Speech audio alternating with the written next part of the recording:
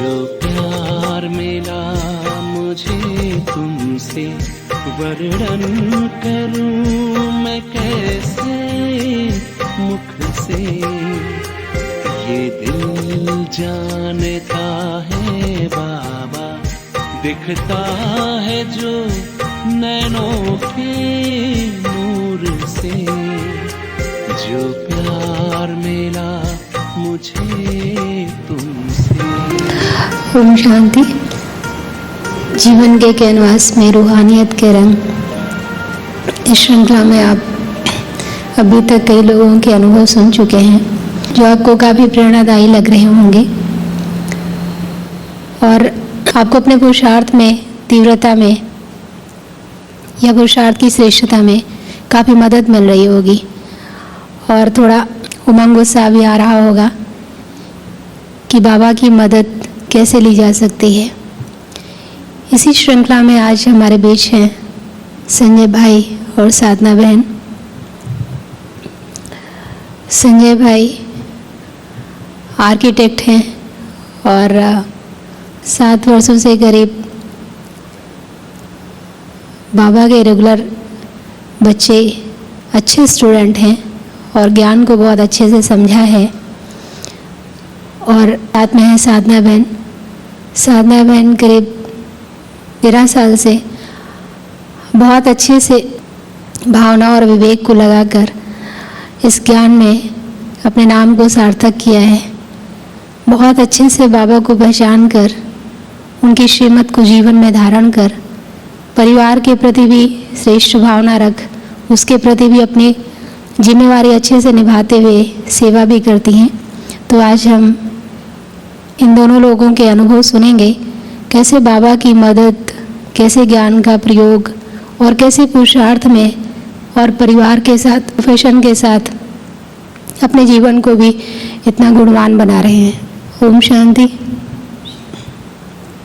पहले साधना बहन आपसे क्वेश्चन पूछते हैं कि आपने अपने जीवन में भक्ति की होगी, तो भक्ति की, भगवान को याद किया या जो भी किया उसके बारे में थोड़ा सा बताएं। और फिर वो करते हुए आपको भगवान की तलाश क्यों रही और उस भक्ति करते हुए आपने क्या अनुभव किया था, और जब उस चीज़ की प्राप्ति नहीं हुई तो आपने भगवान की खोज की, या उस समय ये लग रहा था कि और कुछ चाहिए और कुछ चाहिए। ओम शांति।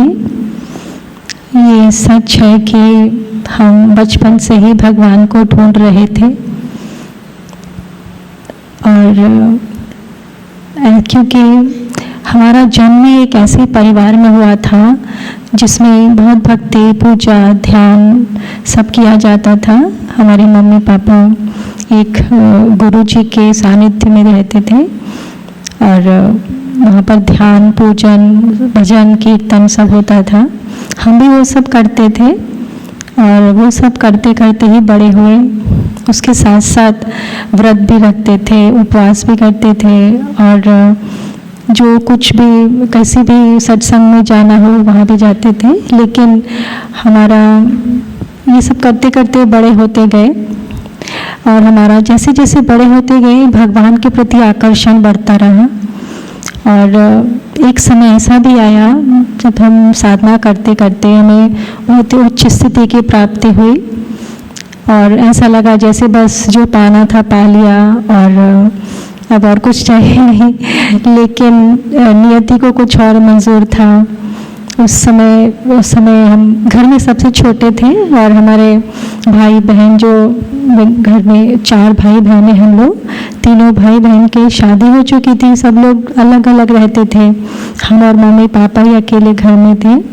तो मम्मी पापा ने कहा कि आपको शादी तो ज़रूर करनी है, क्योंकि ज्ञान के बाद हमें एकदम वैराग्य आ गया था, एकदम सन्यासी जैसा कि सब कुछ छोड़ दें और बस सन्यास ले लें।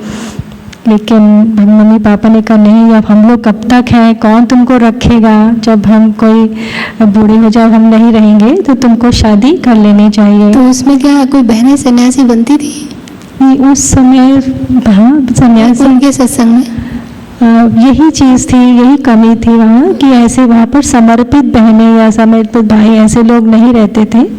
तो वही मम्मी ने कहा हम लोग जब तक हैं तब तक तो तुम अपना साधना कर रही हो सब कहें, लेकिन जब हम लोग नहीं रहेंगे तो तुम किसके सहारे रहोगी, तुमको शादी कर लेनी चाहिए, कोई सहारा हो जाएगा।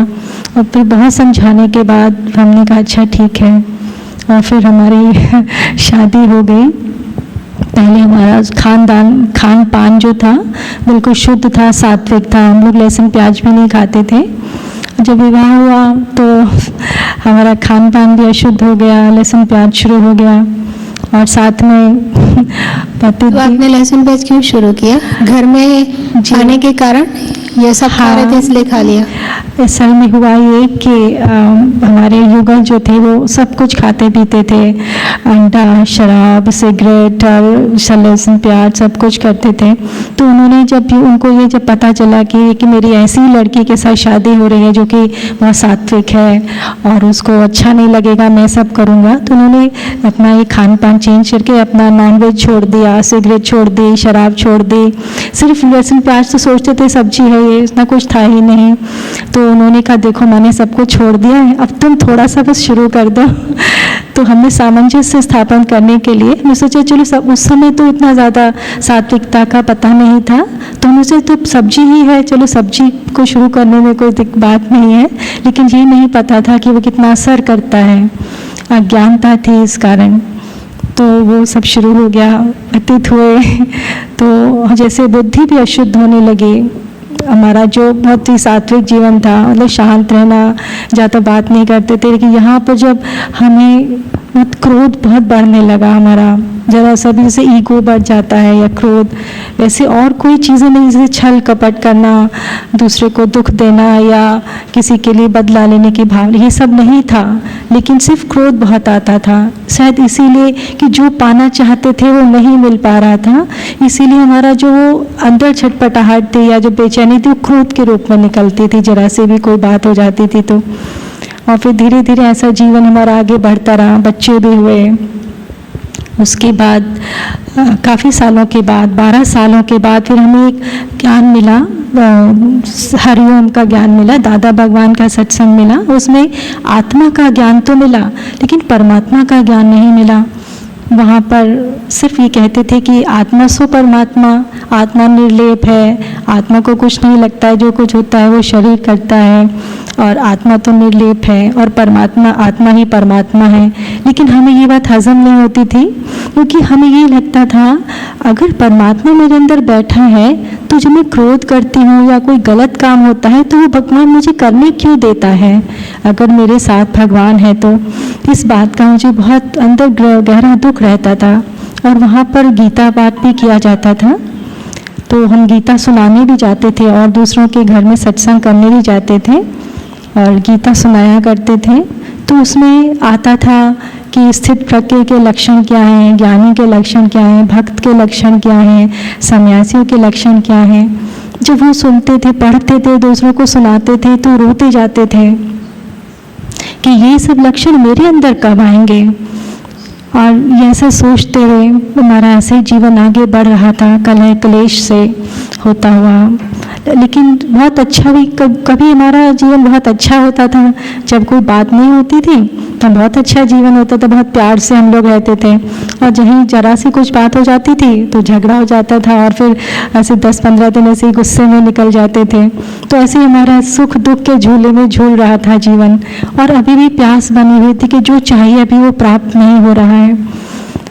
तभी तो फिर आप ब्रह्मा कुमारीज में कब आए, और आपको यहाँ जो ज्ञान मिला वो कैसे निश्चय कर लिया कि ये भगवान का ज्ञान है और यही परमात्मा है?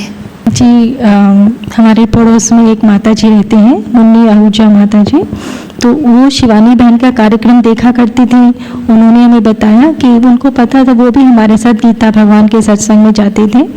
उन्होंने बताया कि एक शिवानी बहन आती है, आप आस्था चैनल पर वो ज़रूर देखो, बहुत अच्छा कार्यक्रम है। हमने जब देखना शुरू किया तो बहुत अच्छा लगा, क्योंकि वो प्रैक्टिकल ज्ञान था और उसको जीवन में प्रैक्टिकल जो हम उतारते थे तो हमें बिल्कुल प्रत्यक्ष प्रमाण बहुत अच्छा हमें अनुभव होता था।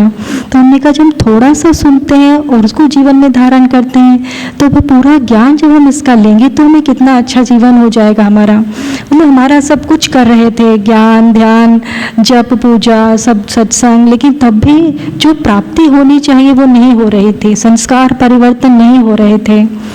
तो हमें, लेकिन जब शिवानी बहन का कार्यक्रम सुना और छोटा सा भी जो उन्होंने प्रयोग बताया वो किया, वो तुरंत हमें उसका फ़ायदा हुआ। तो हमारे उसमें आस्था बढ़ गई और हमने सोचा वहाँ पर योग का उसमें दिखाया जाता था कि आपको मेडिटेशन सीखने के लिए अगर आना हो तो सेवा, पास के सेवा केंद्र में जाएं। तो वहाँ का फ़ोन नंबर लेके फिर हम सेवा केंद्र पर गए और वहाँ पर हमारा कोर्स हुआ। पहली बार जब अंदर एंटर करते ही वहाँ पर हमें इतनी शांति की अनुभूति हुई। वहाँ की स्वच्छता, वहाँ की बहनों का मधुर स्वभाव, वो मधुर बात करना, इतने प्यार से समझाना, हमारा मन करता था यहीं बैठे रहें, घर वापस ही न जाएं कोर्स करते हुए। और धीरे धीरे कोर्स होता गया। वहाँ पर हमें बहुत सारी नई बातें पता चली। और पहली बात तो आत्मा का ज्ञान तो था, लेकिन ये नहीं जानते थे कि आत्मा कैसी है, उसके अंदर क्या गुण है, कहाँ रहती है, क्या मैं ही आत्मा हूँ। ये तो पता उसमें ज्ञान में मिला था, मैं आत्मा हूँ, लेकिन मैं आत्मा हूँ और ये मेरा शरीर है, ये नहीं जानते थे। हमको शरीर कोई मैं समझते थे। यहाँ कर पता चल कि मैं आत्मा हूँ और ये मेरा शरीर है। और परमात्मा का ज्ञान तो बिल्कुल ही नहीं था। यहाँ कर जब पहली बार परमात्मा का ज्ञान की चर्चा हुई, जब बहनों ने बताया कि परमात्मा का परिचय दिया, उस समय तो ऐसा लग रहा था जैसे हाँ बस यही परमात्मा हो सकता है, जिसको हम ढूंढ रहे थे, वही सारे गुण, जो सच में वही परमात्मा हो सकता है। एक एक वाक्य हमें बिल्कुल अंदर चल घुसता जा रहा था कि हाँ बस यही भगवान है, मैं बिल्कुल सही जगह पहुँचे, भगवान मिल जाएगा, जैसे हमें सही ठिकाने पर पहुँच गए हैं। फिर उसके बाद एक और चैप्टर कराया गया, शिव और शंकर में अंतर। हम बचपन से शिव जी का व्रत रखते थे सोमवार का, और शिव और शंकर को एक ही समझते थे, सोचते थे शंकर जी उनका साकार रूप है और शिव जी निराकार है, उनका ही निराकार स्वरूप है, और जितने भी देवी देवता हैं सब उन्हीं का स्वरूप, साकार स्वरूप है परमात्मा का। तो हम, और जब यहाँ पर अंतर बताया गया तो हमें एकदम स्ट्राइक कर गया, हाँ यही सत्य है, अभी तक हम भ्रम में थे। यहाँ पर हमारे बहुत सारे भ्रम दूर होते चले गए। और एक और हमें मन में क्वेश्चन रहता था कि हमारा जो अभी जब शरीर में मैं यहाँ हूँ तो मेरे जब जन्म से पहले मैं कहाँ थी, और जब मेरी मृत्यु हो जाएगी तो मैं कहाँ चली जाऊँगी। ये मेरे मन में प्रश्न बहुत बचपन से था कि मैं कहाँ से आई हूँ, कहाँ मुझे जाना है। इस चीज़ का तरह का प्रश्न जब यहाँ आए, कल्प वृक्ष का ज्ञान मिला, सृष्टि चक्र का ज्ञान मिला, एकदम सुनते सुनते हमें एकदम परफेक्ट हो गया, हाँ बस यही सत्य है। और बहुत सब कुछ धीरे धीरे धीरे 7 दिन का जब कोर्स हो, लग रहा 7 द्वार खुल गए और लगा जैसे कि हमें ज्ञान की रोशनी से मेरा जीवन बहुत खुशनुमा हो गया, बहुत खुश रहने लगे। हमारे जैसे दुख भूलते जा रहे थे 7 दिन के कोर्स के साथ साथ ही।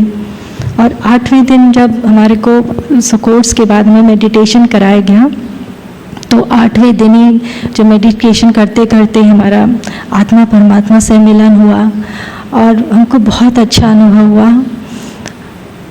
और उस अनुभव के बाद तो जैसे जीवन बदल गया, इतना नशा चढ़ गया, लगता था जैसे सारा संसार बहुत सुंदर है, सब लोग बहुत अच्छे हैं, जैसे सबको ये जो मुझे मिला मैं सबको दूँ, सबको बांटूँ, सबको बताऊँ। इतना नशा चढ़ गया था।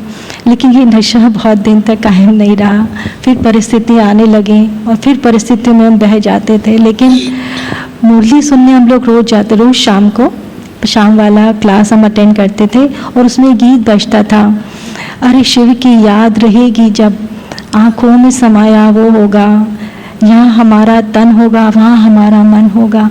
ये गीत इतना अच्छा लगता था। सिर्फ मुरली तो इतना ज़्यादा समझ में नहीं आती थी कि सिर्फ ये गीत सुनने के लिए हम बैठे रहते थे कि गीत कब बजे और हम सुने। बहुत अच्छा। और घर जाकर भी सारा दिन गुनगुनाते रहते थे। उसके बाद मुरली जब ठीक से समझ में नहीं आ रही थी, एक बार संशय भी आया कि ये अभी हमें आ तो गए हैं, वहाँ भी सत्संग जाना बंद कर दिया, यहाँ भी आने लगे कि मुरली तो समझ में नहीं आती क्या है। तो एक दिन हमें स्वप्न आया कि बहुत बड़ा सा ग्रंथ है, मोटा सा, बहुत मोटा ग्रंथ है, उसके बीच में एक बांसुरी रखी, बहुत सुंदर बांसुरी, रत्न जड़ित, और उसकी लटकन भी बहुत सुंदर है। और हमें देखकर बहुत उसको देखकर आनंद हो रहा है, लेकिन वो क्या है, उसका अर्थ क्या है, हमें समझ नहीं पा रहे थे। तो वहाँ जब हम सेंटर गए और हमने आपसे पूछा था कि दीदी इसका अर्थ क्या है, तो आपने बड़ा अच्छा उत्तर दिया कि इसमें बताया भगवान आपको बताना चाहते हैं कि सारे वेदों शास्त्रों का ज्ञान, सारे ग्रंथों का ज्ञान का सार जो है वो मुरली में समाया हुआ है। इसीलिए तुमको भगवान ने लेकिन हमें आपको थोड़ी पता था कि हमें संशय हुआ है कि हम लोग पता है आ नहीं पा रहे हैं या हमें समझ में नहीं आ रहा है, हमें किसी को बताया थोड़ी था। लेकिन भगवान ने ऐसा कहकर मतलब ऐसा स्वप्न दिया और आपके द्वारा जो व्याख्या मिली उससे हमारा एकदम परफेक्ट हो गया, एकदम हमारे मन से सारा संशय दूर हो गया उस दिन। और हमें कहा यही भगवान का सत्य ज्ञान है। और मुरली में इतने बहुत सारे महावाक्य आते थे जो कोई मनुष्य नहीं कह सकता वो बातें। जैसे भगवान कहते थे, मैं सब आत्माओं का पिता हूँ, मैं तुमको घर वापस ले जाने के लिए आया हूँ। ये कोई साधारण मनुष्य नहीं कह सकता, ना कोई गुरु महात्मा संत महात्मा कह सकता है।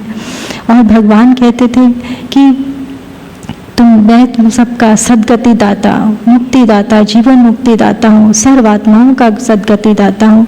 ये कोई साधारण मनुष्य नहीं कह सकता। और भगवान कहते थे कि मैं भक्ति का फल देने के लिए आया हूँ। तो भक्ति का फल जो हम इतने सालों से कर रहे थे, सच में ऐसा एहसास होता था, हाँ सच में भगवान यही हो सकता है। और कोई साधारण मनुष्य ये बात नहीं कह सकता कि मैं भक्ति का फल देने के लिए आया हूँ। और एक और बात बहुत अच्छी लगती है, भगवान कहते हैं मामेकम याद करो, तुमको मेरे सारे पिछले जन्मों के पाप भस्म हो जाएंगे, तुम्हारे सारे विकर्म पापों का बोझा हट जाएगा। आज तक इतने हम सत्संगों में गए, इतने हम लोगों ने ध्यान किया, अब कितने योग करे, लेकिन उसके कोई भी योग वाले ये नहीं कहते, किसी भी योग में ये गारंटी नहीं है कि आपको योग करने से आत्मा परमात्मा का मिलन तो करा देते हैं, कि प्रकाश का साक्षात्कार भी करा देते हैं, लेकिन कोई ये नहीं कहता कि हम गारंटी करते हैं कि आपके पिछले सारे विकर्म विनाश हो जाएंगे। वो सिर्फ परमात्मा ही करा सकते हैं। इसलिए बिल्कुल पक्का हो गया कि यही परमात्मा का सच्चा ज्ञान है। संजय भाई, आप आर्किटेक्ट हैं, तो आप साधना बहन का इतना देखे थे या आप पहले से कभी सोचा नहीं था कि जैसे आप हर चीज़ हर एक एंगल से देखते हैं, गार्डन भी देखेंगे तो सीढ़ी भी देखेंगे तो ग्लास में भी पानी देखेंगे तो मतलब उसको एक एंगल देते हैं, तो आपने आध्यात्म को क्यों जीवन की इमारत में नहीं सोचा कि इसमें भी आध्यात्म लाया जाए, उसका कुछ ऐसा टेक्सचर बनाया जाए कि वो सबके लिए अच्छा हो जाए। और फिर साधना बहन को मान लो पहले नहीं कर रहे थे या कर रहे थे, साधना बहन को आपने देखा तो आपने सोचा नहीं कि मैं भी ऐसा कुछ करूं? ओम शांति। शुरू में तो बिल्कुल ऐसा नहीं सोचा था। और जैसे लोग कहते हैं कि बचपन से ही हमको भगवान की तलाश थी, या कोई बैकग्राउंड हमारा बहुत ज़्यादा भक्ति वाला या आध्यात्मिकता वाला, या परिवार में ऐसे कोई भक्ति के संस्कार रहे हों, ऐसा कुछ भी नहीं था। हाँ, लेकिन भगवान ये पता था कि भगवान कोई चीज़ है, कोई शक्ति है, कोई एनर्जी है। लेकिन जो एक भगवान के लिए बहुत चाह होनी चाहिए या कोई बहुत ज़्यादा भक्ति की हो, ऐसा कुछ नहीं था।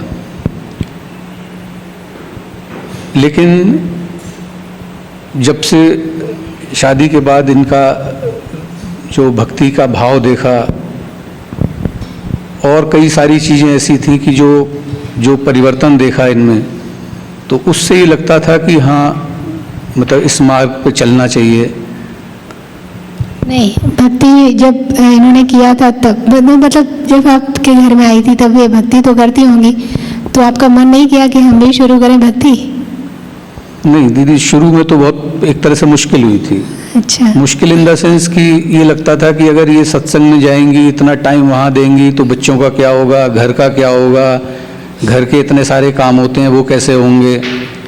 और शुरू में इंस्पिरेशन या सपोर्ट तो क्या, एक तरह से हम अगेंस्ट ही थे इस ज्ञान के। फिर जब ये ज्ञान में आए तो भक्ति करने के लिए आपने इनसे कहा था? नहीं कहा। लेकिन ज्ञान में आने के बाद तो कहा होगा कि भगवान के मार्ग पर अगर चलें, तो जब ज्ञान में साधना बनाई तो आपको कहा, तो आपको ऐसा लगा कि हाँ ये सही मार्ग है और दूसरा मुझे भी करना चाहिए, या फिर आप कैसे आए इस ज्ञान में? इस ज्ञान में आने का जो मुख्य कारण था वो तो इनका जो जीवन में परिवर्तन देखा। शुरू में तो उनको एक जिद भी थी कि अगर ये कहा जा रहा है कि भक्ति करनी है या सेंटर पे चलना है या ज्ञान बहुत अच्छा है, तो हम ऐसे ही मानने के लिए तैयार नहीं थे इसके लिए। वैसे कभी साथ में आए नहीं आप? एक दो बार शायद छोड़ने आए थे। नहीं, छोड़ने आए एक दो बार। कभी छोड़ने आए होंगे, लेकिन मतलब इस इंटेंशन से नहीं आए थे कि हमको यहाँ से कुछ ज्ञान लेना है या कुछ सुनना है, या इस तरह से नहीं आए थे। तो आपने कभी कोशिश नहीं की कि एक बार जाके देखूं कि क्या है? हाँ, ये मन में तो आता था कि आखिर क्या है, लेकिन यही लगता था कि मतलब एक ये जा रही है सत्संग में, तब घर डिस्टर्ब हो जाएगा, और अगर दोनों लोग जाने लगेंगे तो पता नहीं क्या हो जाएगा। लेकिन जब ये इतने साल तक यहाँ ज्ञान में चली, मतलब इन जो ये ज्ञान में आई हैं उसके करीब 4 साल बाद हम ज्ञान में आए हैं, तो इस बीच में हमने जब ये देखा कि इनकी जो धारणाएं हैं, इनके जीवन का जो परिवर्तन है वो इतना पॉजिटिव था, और दूसरा ये है कि घर के जो और डेली के काम होते हैं वो कोई डिस्टर्ब नहीं हो रहे हैं, जब ये पूरा यकीन हो गया तब ये लगा कि हाँ, ये ज्ञान ऐसा नहीं है कि घर को कोई डिस्टर्ब करने वाला हो या इससे। हमें याद है कि एक बार, वैसे मैंने कभी आपसे बात नहीं की थी, एक बार आप रात में इधर आए थे तो उस समय आपने बात किया था और हमने आपसे बात किया था, तो उस समय आपको क्या लगा था कि ये ठीक है ज्ञान, या जब आप मधुबन जाने वाली थी शायद तब आपने बात किया था? हाँ, एक बार ये हुआ था कि इनका मधुबन जाने का प्रोग्राम था, और उसी वक्त सुबह हमारे सिस्टर और उसके हस्बैंड दोनों घर पे आ गए थे। और नहीं, हमारी सिस्टर और उसके हस्बैंड जस्ट तभी घर आए थे सुबह सुबह। तब हमको लगा कि अब कोई घर में इतना इम्पोर्टेंट मेहमान आया हुआ है और आप कह रहे हैं कि नहीं हम जा रहे हैं, तो उस वक्त हमको ही लगा था कि ये तो बिल्कुल ठीक नहीं है। तब फिर हमने आपको आके बताया था, और मतलब किसी का एक प्रोग्राम पहले से फिक्स था कहीं जाने का, उसके बावजूद भी आपने जब ये कहा कि ठीक है, और आपने शायद फ़ोन करके ये बताया होगा कि साधना इस तरह से अगर घर में कोई मेहमान आया हुआ है तो तुम अपना प्रोग्राम कैंसिल कर दो। हाँ, इस तरह से कहा था। तो उसके वजह से हमको और लगा कि देखिए, मतलब हमारे थोड़े से वो कहने के वजह से किसी ने अपना बना हुआ जो प्रोग्राम था वो कैंसिल कर दिया। तो यहाँ ऐसी कोई बात नहीं है कि कोई ज़बरदस्ती वाली बात हो, या कोई बहुत फोर्स करने वाली बात हो, या परिवार को न देख के सिर्फ इधर ही देखने वाली बात हो, इस तरह की कोई चीज़ नहीं है, ये हमको लगा था उस वक्त। फिर आप इसमें कैसे आए हो, किस इंटेंशन से आए थे सुनने के लिए जब आप आए? तो दीदी, जैसे कहते हैं ना कि पारस जो है वो लोहे को भी सोना बना देता है, तो हम अपने आप को इसका सबसे अच्छा और प्रत्यक्ष उदाहरण समझते हैं। जो ज्ञान में आने का जो मुख्य कारण था वो तो हमारी युगल का जो परिवर्तन जिसको कहना चाहिए वही है, और इसके साथ एक और चीज़ थी कि 2013 में एक प्रोग्राम हुआ था यहाँ पर सहारा स्टेट्स में, अलविदा तनाव, जो पूनम बहन जी ने कराया था, और वो एक तरह से ब्रह्मा कुमारीज का फाउंडेशन कोर्स की तरह से था, जिसमें जो यहाँ का 7 दिन का कोर्स कराया जाता है, जो बहुत एक तरह से शॉर्ट में ही होता है, वहाँ का जो प्रोग्राम जो था पूनम बहन जी का, वो फाउंडेशन कोर्स जो बहुत डिटेल में होता है, वो कोर्स हम लोगों ने साथ साथ किया था। और उसके लिए भी आप ही हमको लेके गई थी कि चलिए आप अगर वहाँ नहीं जाते हैं तो कम से कम आप ये प्रोग्राम अटेंड कर लीजिए, और अगर ये अच्छा लगता है तो ठीक है, नहीं अच्छा लगता है कोई बात नहीं है। तो उस वक्त चूँकि मॉर्निंग में प्रोग्राम होता था तो जा सकते थे, ऑफिस की भी कोई प्रॉब्लम नहीं थी, इसलिए हम लोगों ने साथ साथ वो प्रोग्राम अटेंड किया था। वो प्रोग्राम जब हमने अटेंड किया तब ये पता लगा कि आत्मा का परिचय क्या होता है, परमात्मा का परिचय क्या है, ये पूरी सृष्टि चक्र क्या है, आत्मा कैसे आती है, आत्मा कहाँ रहती है, आत्मा कहाँ जाती है। जिस भगवान के बारे में हमारा एक कॉन्सेप्ट था कि वो सिर्फ एक एनर्जी है, वो प्रोग्राम सुनने के बाद हमको ये कंफर्म हुआ कि जो हम लोग मंदिरों में जाके कहते हैं तुम मात पिता हम बालक तेरे, वहाँ हमको इस सत्य परिचय मिला कि जैसे हमारे लौकिक शरीर का पिता लौकिक शरीर के तरह होता है, इसी तरह से जो मैं आत्मा हूँ वो मुझ आत्मा का पिता, वो परम पिता परमात्मा है, आत्माओं का पिता। तब उसका एक सत्य परिचय हुआ कि मैं खुद आत्मा हूँ और मेरा वो पिता है। जब पिता के संबंध से उस भगवान को देखा तब वो फीलिंग हुई कि हाँ वो तो मेरा पिता है। और बाकी फिर उसी तरह से धारणाएं भी शुरू हुई। उन्होंने जो बताया था कि खान पान की धारणा, रहने की धारणा और सारी चीज़ें हैं। जब वो कोर्स कंप्लीट हुआ उसके बाद फिर ये हुआ कि सेंटर पे चल के देखा जाए, वहाँ सुबह मुरली चलती है जो एक तरह से भगवान के महावाक्य होते हैं। तो मुरली सुनना जब शुरू किया तब धीरे धीरे करके समझ में आया। और उसके बाद जैसे कहा जाता है कि ये सारी जो चीज़ें होती हैं दुनिया में, जो खान पान है या और धारणाएं हैं, वो छोड़ना बहुत मुश्किल होता है। लेकिन जैसे जैसे मुरली सुनते गए या यहाँ पर ज्ञान को धारण करते गए तो किसी भी चीज़ को ऐसा नहीं लगा कि कोई चीज़ छोड़ने में बहुत मुश्किल हो रही हो। वो चीज़ जैसे जैसे हमारी धारणाएं बढ़ती चली गई, जैसे जैसे ज्ञान को समझ में आने लगा, उसके बाद वो चीज़ें कहाँ छूटती चली गई और कैसे वो सब छूट गया वो कुछ पता नहीं लगा। मतलब ऐसा नहीं लगा कि उनको छोड़ने के लिए हमको बहुत कोई पुरुषार्थ करना पड़ रहा हो, कोई बहुत मुश्किल हो रही हो, कोई बहुत ऐसा हो रहा हो, ऐसा कुछ नहीं लगा। साधन बहन, आप हमने देखा कि आप जब से ज्ञान में आए तो बहुत अच्छे से ज्ञान को समझकर और जो यहाँ के नियम कायदे हैं, धारणाएं हैं, वो शुरू से किया। कई बार लोगों को लगता है कि ज्ञान तो अच्छा है लेकिन जीवन में उन धारणाओं को अपनाना सहज होता है जो हमारे अकेले की होती है। लेकिन परिवार में रहकर, वो भी बहन है, तो अगर भाई नहीं चलते हैं या और नहीं चलते हैं कोई, तो प्रॉब्लम थोड़ा सा मुश्किल हो जाती है। पर आपने उन धारणाओं को पालन किया तो आपको कोई प्रॉब्लम नहीं आई। अगर आई तो आपने कैसे फेस किया? समझा के या बाबा को प्रयोग करके, संकल्पों का प्रयोग करके कैसे किया? कोई आई, जैसे कि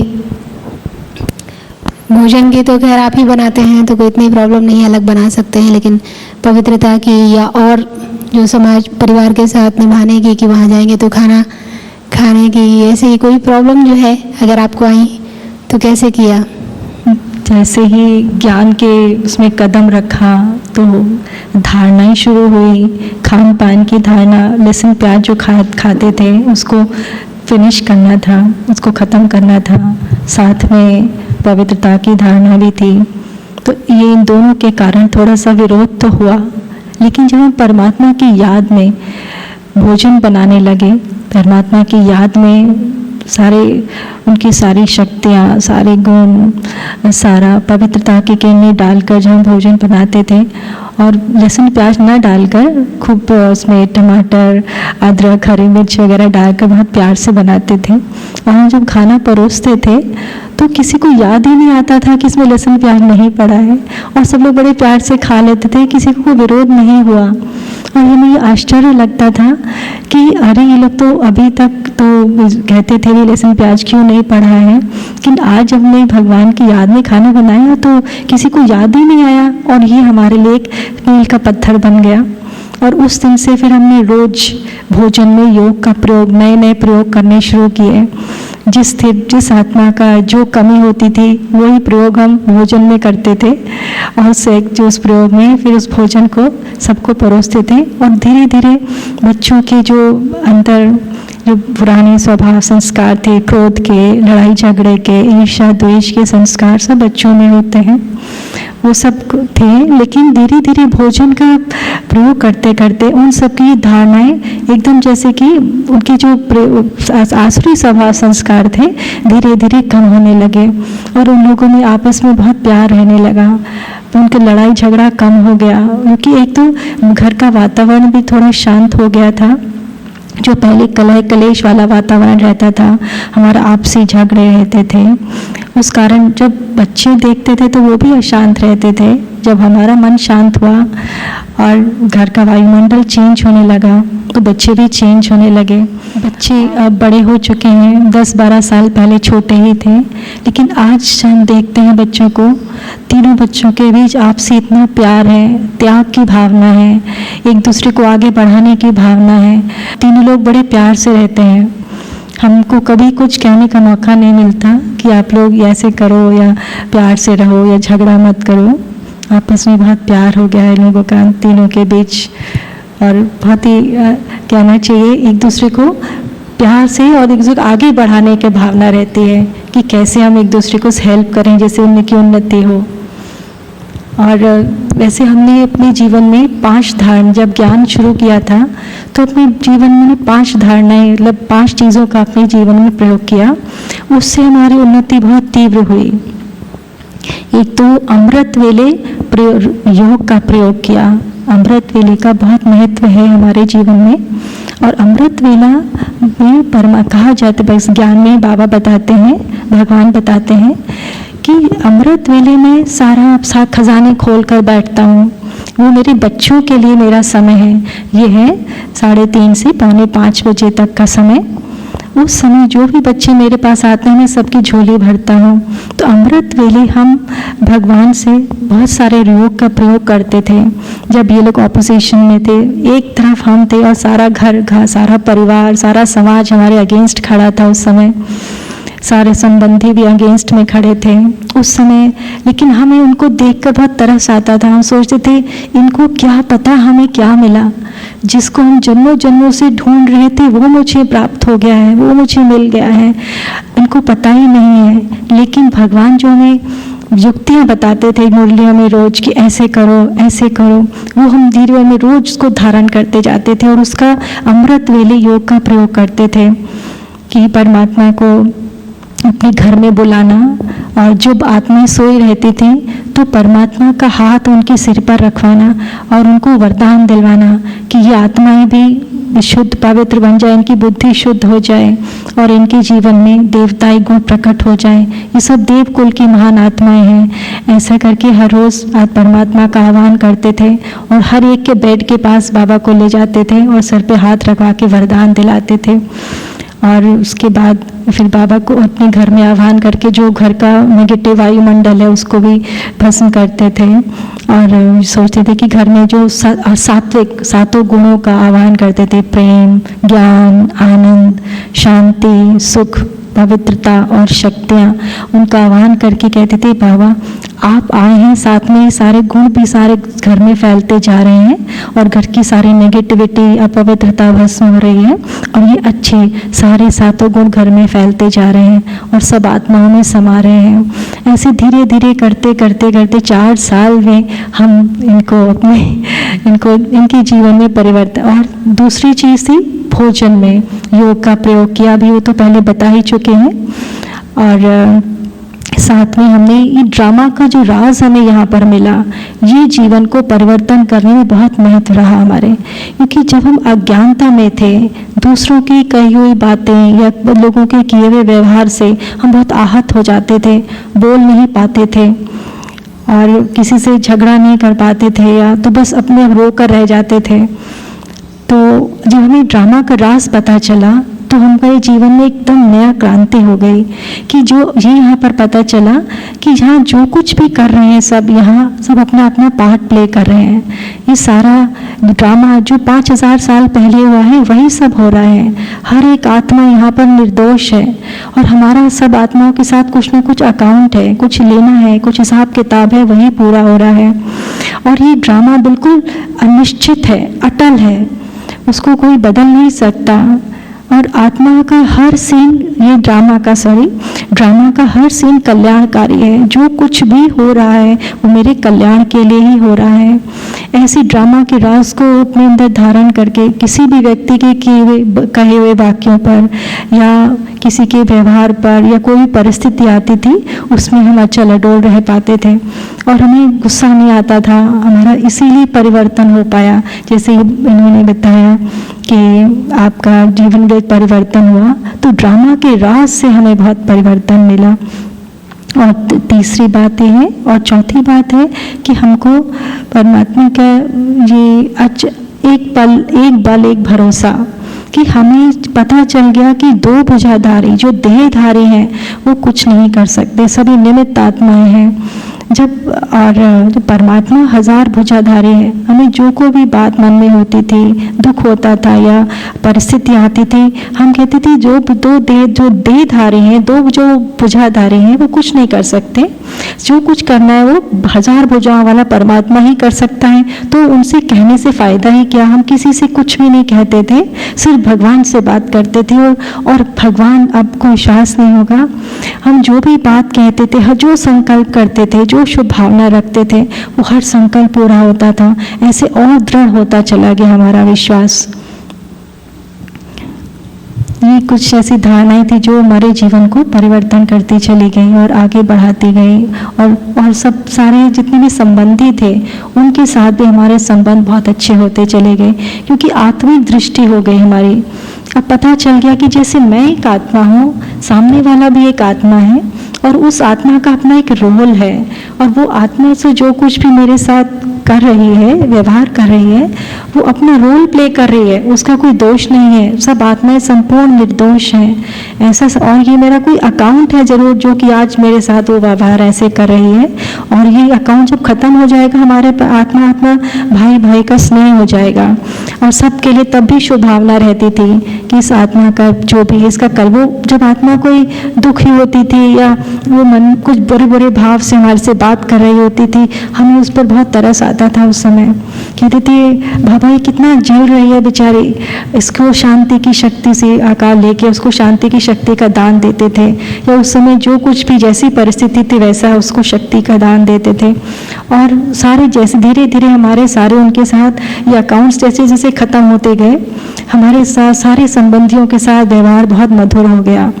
आज जो हमसे विरोध रखते थे, आज वही लोग हमसे कहते हैं, कुछ परिस्थिति आती है उनके पास तो हमारे पास फ़ोन आता है या कहते हैं कि साधना हमारे लिए योग करना, हमारा ये काम ठीक हो जाए, या हमारा ये काम करने जा रहे हैं सफल हों, तो वो आज हमसे अब सहयोग लेते हैं, संबंध तो सुधर ही गए। संजय भाई, आपको चूँकि आप इतने समय से दोस्तों के साथ या संबंधियों के साथ वैसा जीवन जी रहे थे, और फिर आपने अचानक ये और तुरंत सारी धारणाएं की, तो आपको कोई प्रॉब्लम नहीं आई कि आपके दोस्त ऐसे कह रहे होंगे कहाँ फंस गए हो, तो हमको एक बार आया कि चलो ऐसा करते हैं, मतलब आपके कार्य व्यवहार में दोस्तों के साथ या जो आपके संबंधी हैं उनमें कोई प्रॉब्लम आई हो आपको?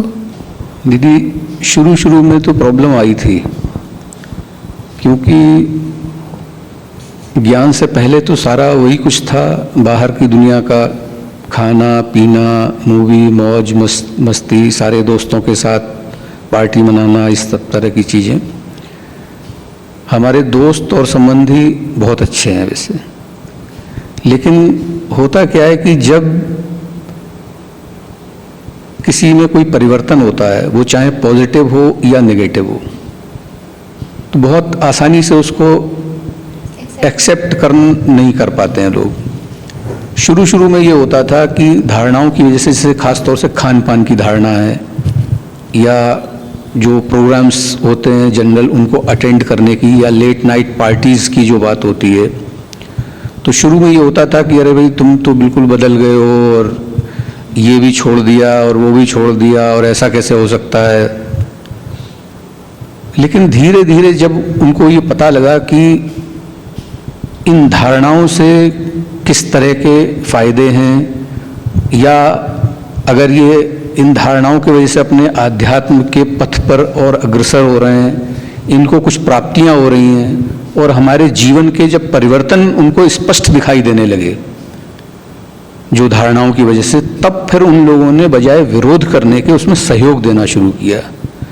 मतलब आज वो स्थिति है कि हमारे सारे फ्रेंड्स जो हैं, हो सकता है किसी से 1 महीने से बात ना हुई हो, किसी से 2 महीने से बात ना हुई हो, लेकिन आज भी अगर कोई ऐसा इम्पोर्टेंट मैटर है, कहीं मिलना है या कोई बात है, तो जरूर मिलेंगे। उतनी उत्साह और उमंग से हमारी बात होती है। और अब ये है कि उन सब लोगों ने ये मान लिया है कि जो इनका खान पान है या जो धारणाएं हैं, वो इनका जो अब का मार्ग है, उसके लिए आवश्यक हैं और उसमें कोई भी हमको अवरोध नहीं बनता है उसके लिए, और सारे बहुत सहयोगी बनते हैं। जो जैसे कि हमने देखा था आपके जहाँ पे आप जिस भी होलसेलर के पास एक दो के पास हम गए तो आपकी बहुत तारीफ करते हैं, तो इसके पहले आप वैसे थे या ज्ञान में आने के बाद ऐसे बने जिससे जो मतलब संबंध क्या दूर का सिर्फ लेने देने का है तो वो भी आपकी बहुत तारीफ करते हैं कि उनके जैसा तो कोई आर्किटेक्ट या नहीं कॉन्ट्रैक्टर नहीं है, तो ये ज्ञान में आने के पहले भी था या ज्ञान में आने के बाद ही हुए?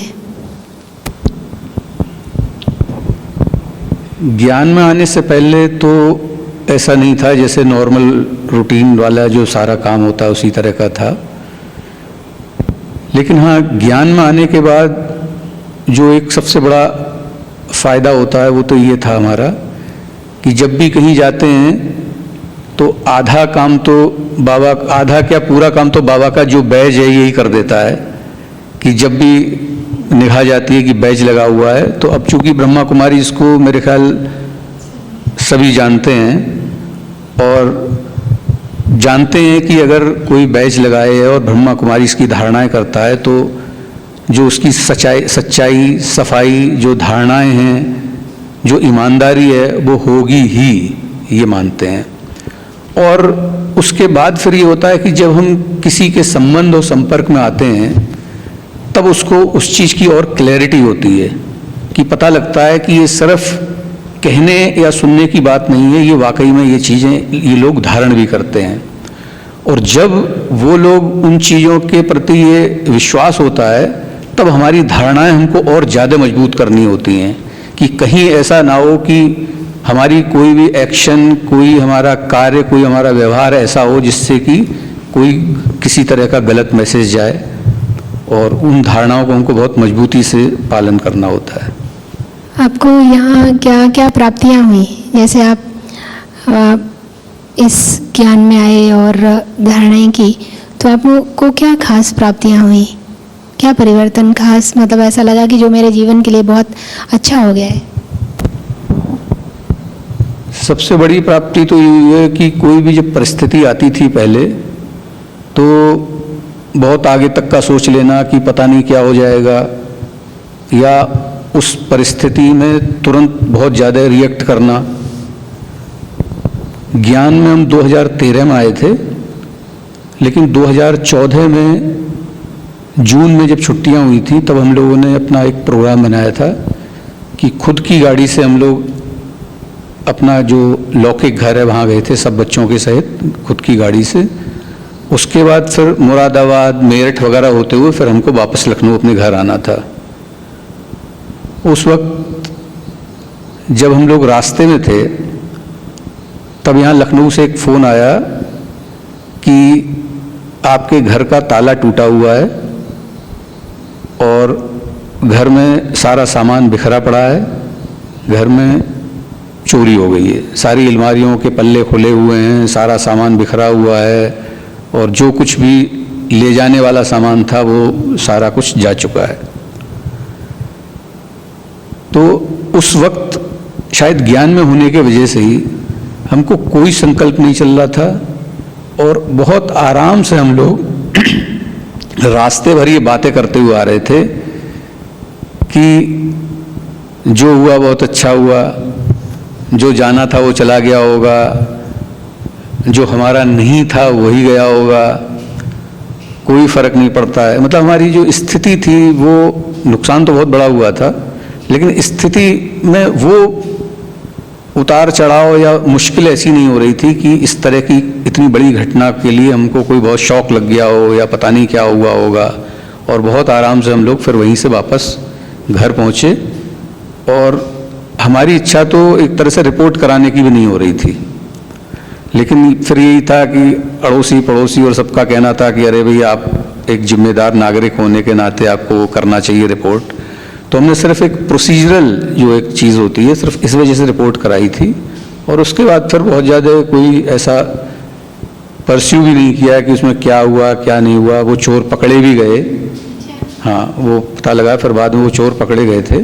सामान तो खैर नहीं मिल पाया, लेकिन स्थिति में हमारे कोई बहुत विशेष फर्क नहीं पड़ा था। अब देखिए कितनी अच्छी बात है कि अगर देखा जाए तो जब सामान आपके पास था तब भी आप वैसे ही जीवन जी रहे होंगे, सामान चला गया तो भी आप वैसे ही जीवन जी रहे हैं। ऐसा नहीं कि हमारे को कुछ पहनने के या खाने के या बच्चों को पढ़ाई के लिए नहीं बचा। लेकिन अगर आप दुखी होते तो जैसे अभी आप ठीक से रह रहे हैं, तो सामान आ भी जाता तो भी आप उस चीज़ का सुख नहीं ले पाते। यही फ़ायदा है कि वो हमारे पास नहीं है फिर भी हम सुखी हैं, और ज्ञान ना होने के कारण होता है तो भी हम सुखी नहीं रह पाते। मतलब चाहे कम गया होता तो भी दुखी होते कि ले गया ऐसे के, चला गया ऐसे करके सोच के। तो ये वो बहुत अच्छा है। साधना बहन, आप कोई अपना अनुभव सुनाइए जिसमें आपने बाबा को यूज किया और वो बहुत असंभव कार्य था और वो संभव हुआ हो, और एकदम आप दूसरा कोई व्यक्ति भी देख सके कि ये कार्य सिर्फ भगवान ही कर सकता है, क्योंकि आप बहुत प्रयोग करती हैं और बहुत सारे किए भी हैं। तो उसमें कोई एक सुनाइए।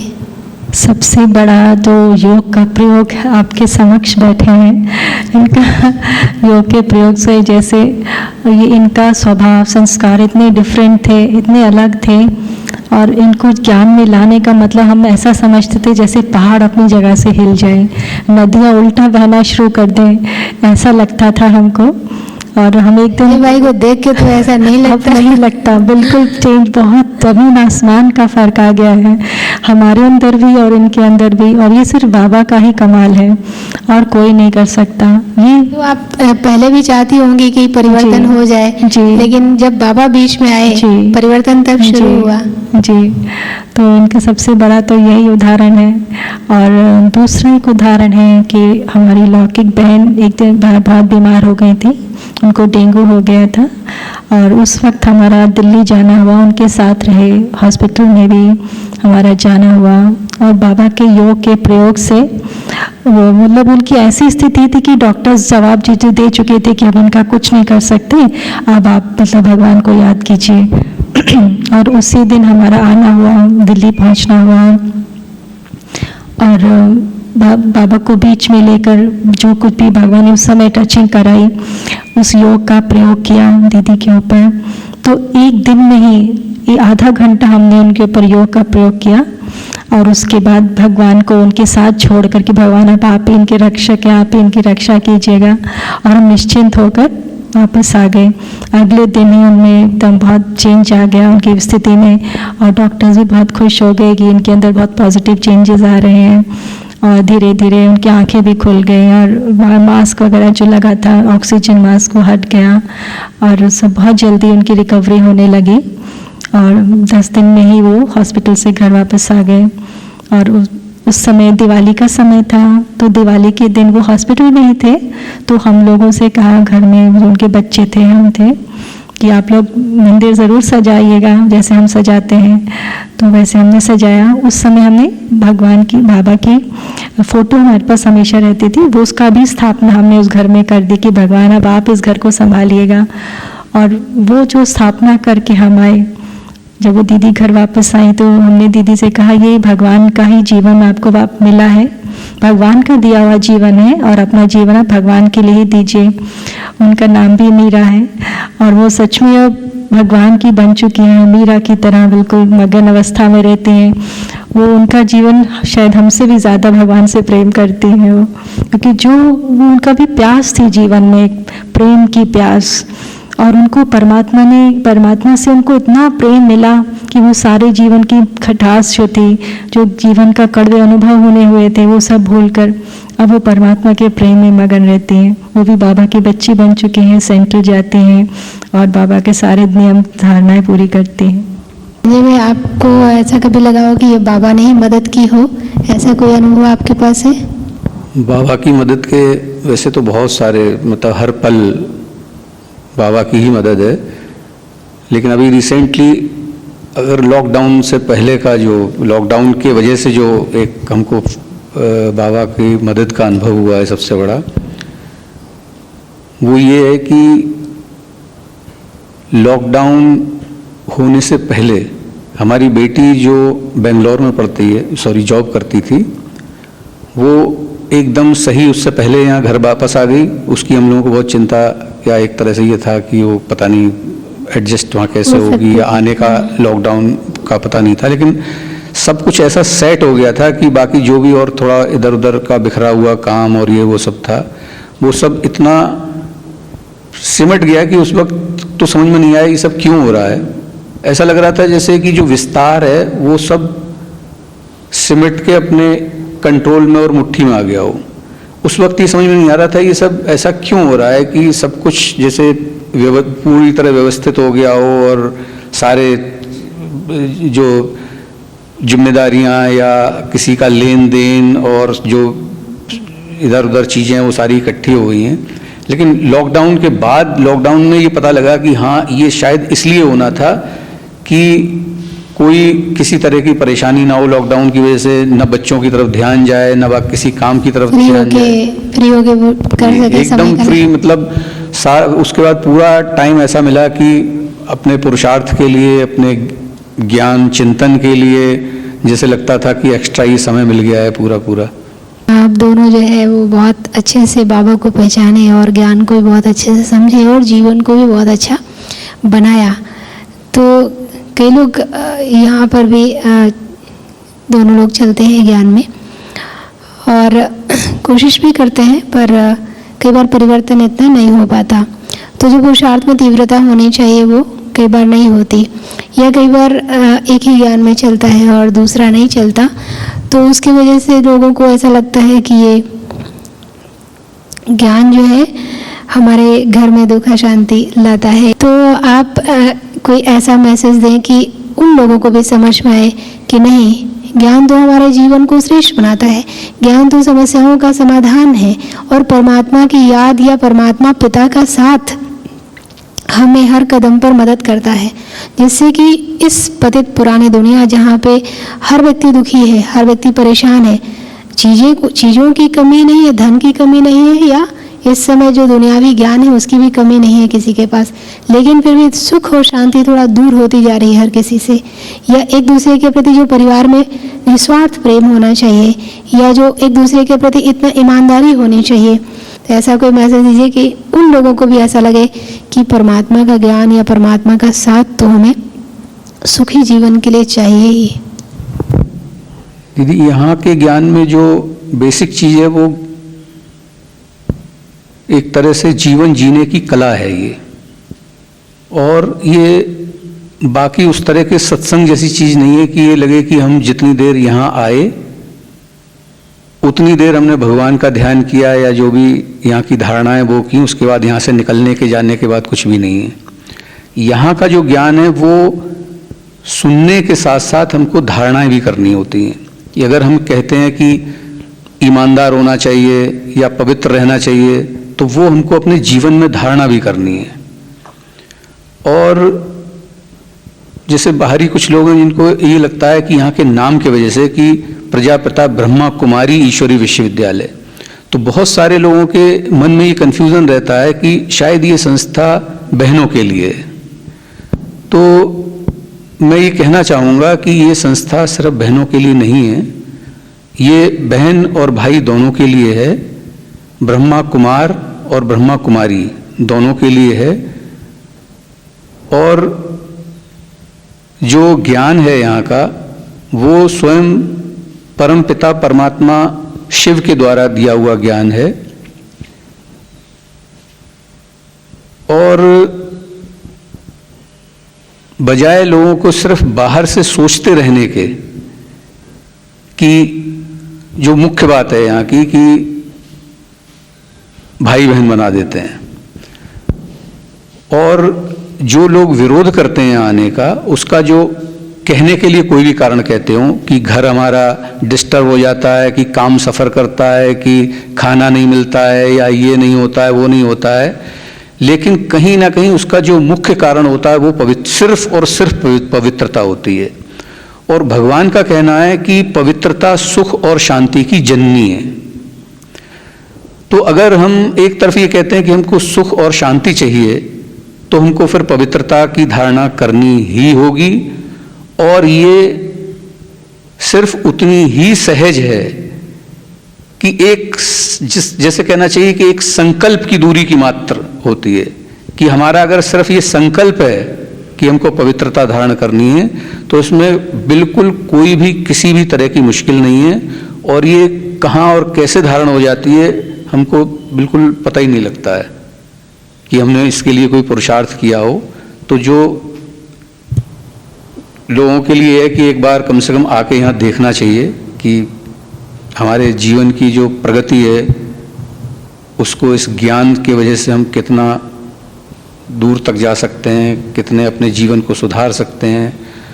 और सबसे बड़ी चीज़ है कि शिव बाबा का कहना है कि समय बहुत कम है और अभी नहीं तो कभी नहीं। साधना बहन, आपने क्या प्राप्तियां किया यहाँ से, और आपको क्या चीज़ अच्छी लगती है, बहुत अच्छी लगती है जो यहाँ की? यहाँ का जो मुख्य चीज़ तो ये है, जो यहाँ का आधार है वो है बाबा। बाबा ही हमारे जीवन का सबका आधार। यहाँ एक जो सब आत्माएं यहाँ पर जो एक साथ रह रही हैं, सब यहाँ की सच्चाई सफाई है। ये बेहद का परिवार, ये बेहद की स्वच्छता, सफाई, पवित्रता, भोजन, ये ऐसा परिवार, ऐसा ये संगठन है, इसको जिसको लोग कोई कहते ना ये इस पंथ में चलते हैं, उसकी कोई पंथ नहीं है, ये एक संगठन है ऐसी श्रेष्ठ आत्माओं का जो एक ही श्रीमत पर चलते हैं और सभी लोग बहुत प्यार से रहते हैं। सबका जीवन इतनी श्रेष्ठ है जो सारी दुनिया में कहीं नहीं मिल सकता। कहते हैं कहीं अगर स्वर्ग है तो यही है। आप दोनों लोगों को बहुत बहुत धन्यवाद कि आपने अपने अनुभव शेयर किए, और आपके अनुभवों से लोगों को बहुत मोटिवेशन मिलेगा और अपने पुरुषार्थ में वो भी बहुत तीव्रता ला सकेंगे। Thank you. ओम शांति। मुझको इतना सम्मान दिया मेरे लाडले कह दुलार दिया, मेरे इन भूलों को माफ किया और दिव्य गुणों से श्रृंगार किया। सांसों में समाए हो बाबा, भूल सकते नहीं तुम्हें भूल से, जो प्यार मिला मुझे तुमसे।